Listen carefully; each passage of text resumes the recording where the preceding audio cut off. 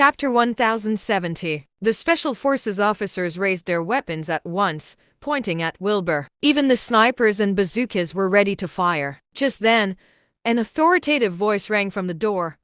"Stop. Stop it right now." A thin man who looked to be in his 50s burst into the banquet hall, followed by a group of people. He flew into a rage.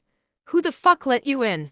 Get the fuck out!" "What a temper you seem to be in today, Hugh," the man said, making his way over to the stage. It was only then that Hugh turned around. The sight was enough to scare him witless. Hugh scrambled over to the man, his expression turning into one of utmost respect. "Mr. Forsyth, what are you doing here?" The man was none other than Mark Forsyth, the person in charge of Exodus Province. "Everyone here might end up dead if I took any longer to get here," Mark said coldly. Hugh's chest lurched at the words. How did Mark know what was happening here, and even showed up himself? It was important that Mark could not know about some things that had happened here. With how things had escalated, they would not be easy to take care of with Mark here. Just then, Vale, Chansey, and Lauren snapped out of their stupor and hurried over to pay their respects as well. As the top businessmen in Exodus Province, all three of them obviously knew who Mark was, but could hardly consider themselves friends with him. Mark paid them no mind, however,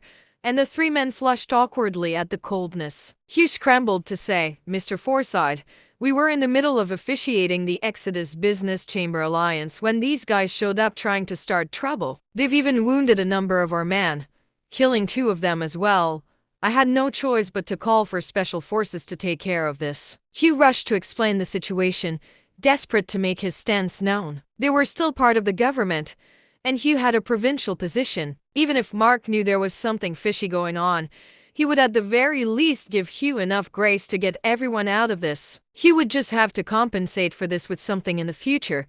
Stuff like this happened all the time. Vale and the others hurried to call out an agreement as well, blaming everything on Ryder and Wilbur. These people were certain that Mark was only here because of Hugh, or to bear down on Wilbur and Ryder using Mark's power. As long as they were respectful enough to Mark and put him on a high enough pedestal, nothing bad could come out of this. The very next second, however, Mark walked over to Wilbur and stretched out his right hand. "I'm so sorry that something like this happened, Mr. Penn.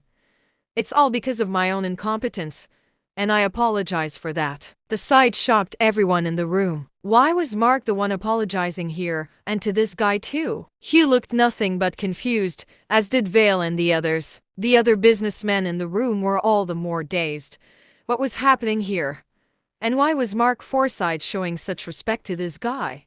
Who was he? Just then, Wilbur shook Mark's hand and said, "I should be apologizing for making you come all this way." "No, of course not.